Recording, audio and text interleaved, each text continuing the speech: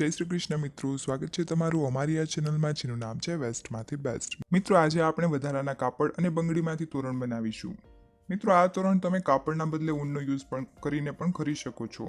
અને જો તમે ઈચ્છતા હો કે અમે ઊનમાંથી પણ આ ટાઈપનું તોરણ બનાવીએ તો નીચે કમેન્ટ કરીને જરૂરથી જણાવજો.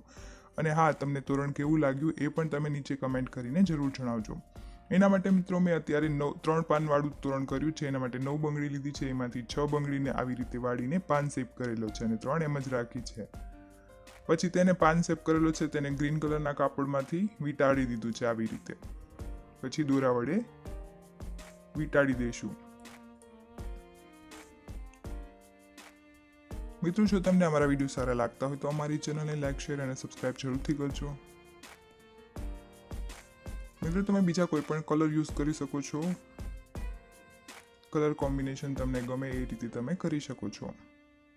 ત્યાર પછી સોય વડે તેને સરસ રીતે પેક કરી દઈશું અને પછી વધારાનું કાપડ છે એને કટ કરી દઈશું. આવી જ રીતે મેં 6 પાન કરી લીધા છે.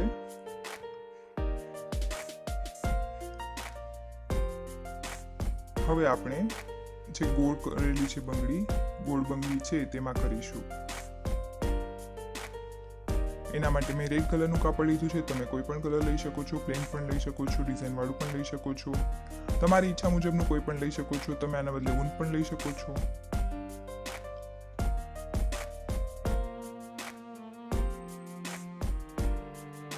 પછી તેને પણ આવી રીતે દોરાથી વીંટાળીને છેલ્લે સોયથી સરસ કરીને બાંધી દઈશું.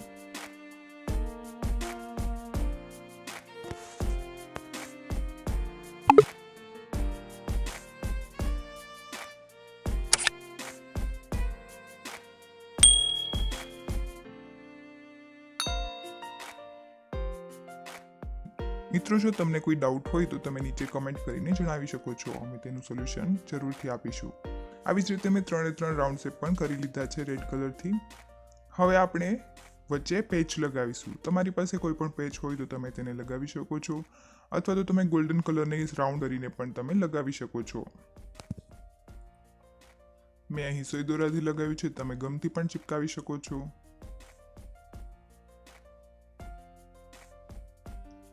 આવી રીતે દોરા વડે સિક્યોર કરી દઈશું.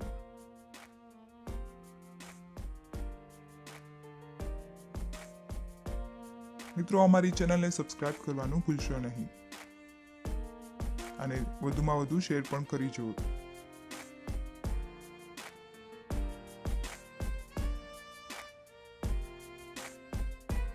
આવી જ રીતે મેં 3 રાઉન્ડ શેપમાં પેચ લગાવી દીધા છે.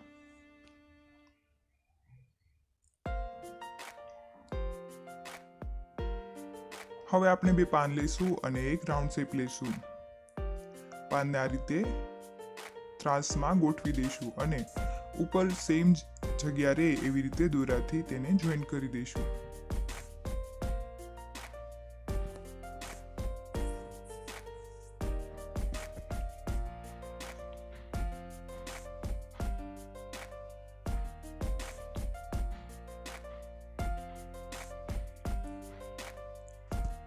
હવે આપણે તેને નીચે રાઉન્ડ શેપ જોઈન્ટ કરીશું. તેના માટે બંને પાનમાં નીચે સેમ જગ્યા રહે એવી રીતે બંને બાજુથી દોરા વડે જોઈન્ટ કરી દઈશું. મિત્રો, આ તોરણ મંદિરમાં લગાવશો તો ખૂબ જ સરસ લાગશે, કારણ કે રેડ અને ગ્રીન કલરનું કોમ્બિનેશન છે તે મંદિર માટે એકદમ સારું હોય છે. અને તમે બીજો કોમ્બિનેશન કરીને દરવાજા પર લગાવો તો પણ સરસ લાગે. રેડ ગ્રીન છે, સકનનો કલર છે એટલે આપણને સરસ લાગશે. અને આમાં પણ પછી જો મોતી લગાવી દીધા, આપણે છેલ્લે પણ મોતી લગાવી દઈશું, એ પણ એકદમ મસ્ત લાગે છે.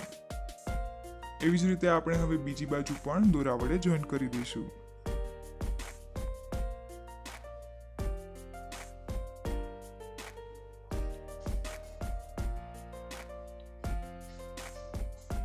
મિત્રો, તોરણ છેલ્લે સુધી જોજો જેથી કરીને તમને કોઈ ડાઉટ ના રહે, અને છેલ્લે સુધી જોજો એટલે સરસ મજાનું તોરણ પૂરેપૂરું દેખાશે, એકદમ મસ્ત. બજારમાં મળે એના કરતાં કંઈક અલગ જ. હવે આપણે વચ્ચે મોતી લગાવી દઈશું જેથી કરીને 3 વસ્તુ એકદમ સરસ ફિક્સ થઈ જાય અને હલે પણ નહીં, અને મોતીનો લુક પણ સારો આવે.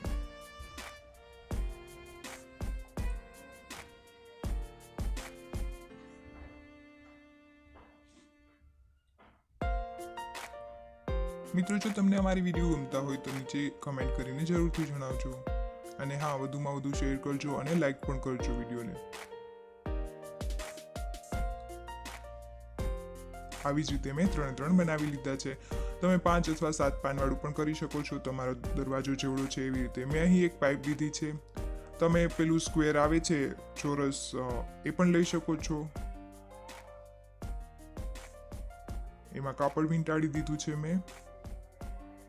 તમે કોઈ પણ કલરનું વીંટાળી શકો છો તમારા કોમ્બિનેશન મુજબ. મેં અહીં યલો કલરનું કાપડ વીંટાળી દીધું છે. હવે તેને એક એક કરીને દોરા વડે જોઈન્ટ કરી દઈશું. મિત્રો, અમારી ચેનલમાં બધા જ વિડીયો એકદમ સરસ છે, તમે જોઈને જોજો. તોરણના વિડીયો પણ છે ઘણા બધા. અને જો તમને કંઈ ના સમજાય તો નીચે કમેન્ટ કરીને જરૂરથી જણાવજો, જેથી કરીને અમે તમને સમજાવી શકીએ. અને તમને અમારા વિડીયો જો સારા લાગતા હોય તો પણ કમેન્ટ કરજો, અને સારા ના લાગતા હોય તો પણ નીચે કમેન્ટ કરીને જરૂરથી જણાવજો, જેથી કરીને અમને આઈડિયા આવે.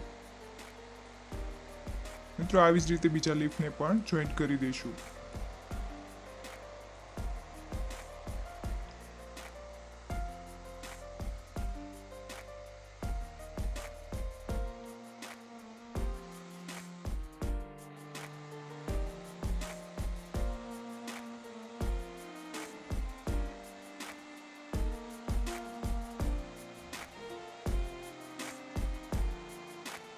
બસ આવી જ રીતે આપણે બીજું પાન પણ અટેચ કરી દઈશું.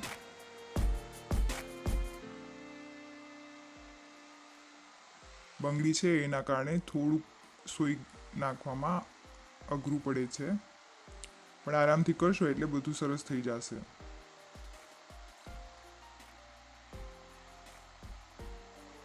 આવી જ રીતે બીજું પાન પણ અટેચ કરી દઈશું, જેથી તેને સપોર્ટ સારો રહે.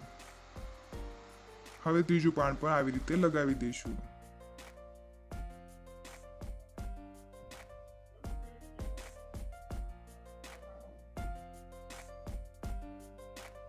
તો મેં આવી જ રીતે 3 પાન ત્યાં લગાવી દીધા છે. હવે આપણે વચ્ચે મોતીથી ડેકોરેશન કરીશું. એના માટે મેં જે પેચ વચ્ચે લગાવ્યા છે એ જ પેચ લીધું છે અને તેને બંને બાજુ લગાવી દઈશું, જેથી કરીને ફરે તો પણ સારું જ લાગે. પહેલા મેં એને અટેચ કરી દીધું છે સોય દોરા વડે. પછી તેમાં મોતી લગાવી દઈશું.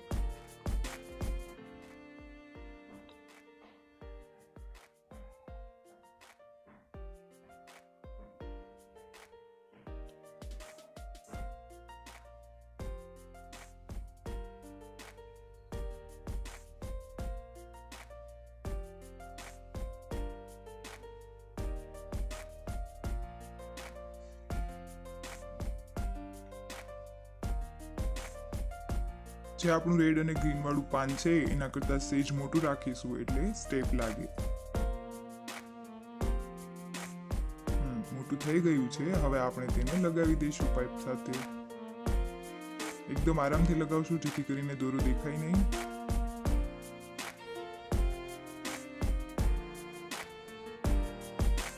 આવી જ રીતે આપણે આ બંનેની વચ્ચે પણ લગાવી દઈશું, બીજા પાનની વચ્ચે પણ લગાવી દઈશું અને બંને બાજુ છેડે પણ લગાવી દઈશું.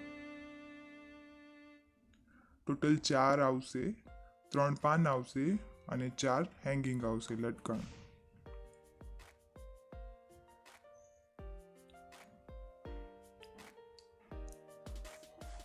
મિત્રો, જો તમે કોઈ બીજા વિડીયોઝ પણ જોવા માંગતા હોય તો નીચે સજેશન જરૂર આપજો કે તમારે કઈ ટાઈપના વિડીયોઝ જોવા છે, જે અમે ચોક્કસથી બનાવવાની ટ્રાય કરીશું. એક ભાઈએ તુલસી ક્યારો બનાવવા માટે કહેલું છે, અમે ચોક્કસથી બનાવીશું. આવી જ રીતે 3 પાનવાળું તોરણ તૈયાર છે. તો આપણું તોરણ તૈયાર છે. મિત્રો, જો તમને અમારો વિડીયો સારો લાગતો હોય તો અમારી ચેનલને લાઈક, શેર અને સબસ્ક્રાઇબ જરૂરથી કરજો અને આ તોરણ ઘરે જરૂરથી ટ્રાય કરજો. બહુ સરસ લાગે છે. ધન્યવાદ.